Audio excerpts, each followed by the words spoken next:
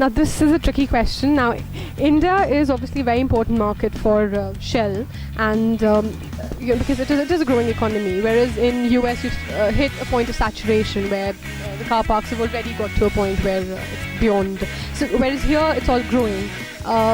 But do you think, like, what does future look like for Shell? Are you going to be in oil manufacturing? Because we do see that electric vehicles are coming up and the whole technology is changing. Maybe not in India now, but then yes, in the future. This is what the future holds. And I've also seen an advertisement of Shell with General Motors where you've shown yourself as a potential hydrogen fuel supplier. So what does future look like for Shell?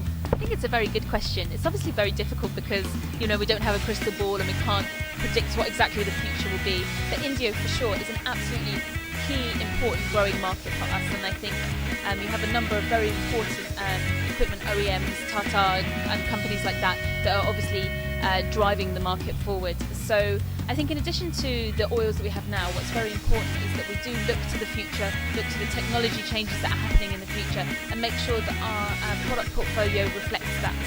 And for us, that means working with companies like Ferrari or, for example, companies like Tata to see what their future engines will look like, what kind of technology they're investing in, to make sure that we now start developing engine oils and products that will be compatible with their vehicles. So in terms of technology, would electric vehicles require as much oil as a lubricant as an IC engine would? Of course not, but then how does the... It's obviously a very complicated area, and electric vehicles, there's a range of technologies available open for them. I think what we are currently working on is that there'll be a range of different engine technologies available in the future, and we will have to modify our portfolio to make sure that we can provide requirements for that.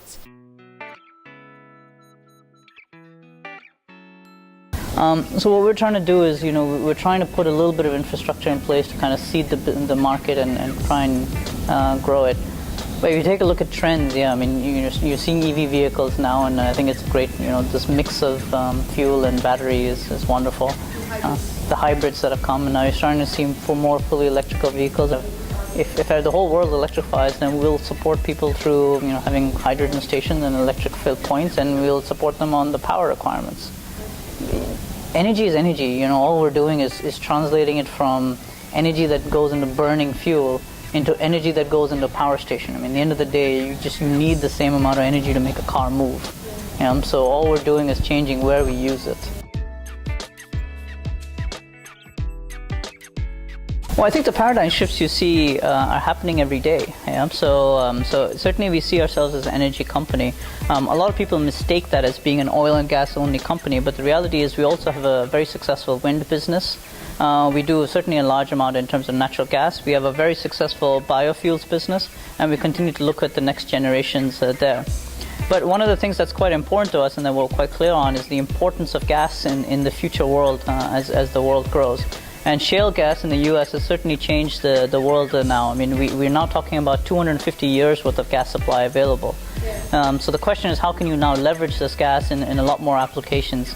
And so we've built in a world-class, one of the largest gas to liquids facilities in Qatar. And this is now producing enough lubricants, for example, that can fill 225 million cars per year.